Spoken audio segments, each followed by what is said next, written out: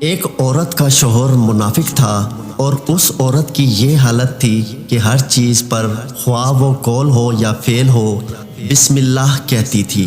اس کے شوہر کو اس کی یہ حرکت ناگوار تھی۔ اس نے سوچا کہ کبھی اسے شرمندہ کروں گا، چنانچہ اس نے اپنی بیوی کو ایک تھیلی دی اور اس سے کہا کہ اس کو محفوظ رکھنا۔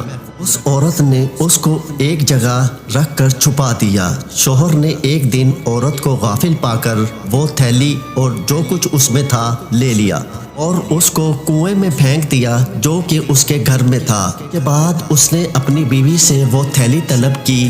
جب وہ عورت اس تھیلی کی جگہ آئی اور بسم اللہ پڑھی تو اللہ تعالیٰ نے حضرت جبرائیل علیہ السلام کو حکم دیا کہ فوراً نیچے جاؤ اور اس تھیلی کو اسی جگہ پر رکھ دو۔ اس عورت نے اپنا ہاتھ اس جگہ رکھا تاکہ وہ اس کو لے سکے جس طرح اس نے اشرفی کی تھیلی کو رکھا تھا۔ وہ تھیلی اسی طرح اس کے ہاتھ میں آئی اور اس نے شوہر کے حوالے کر دی۔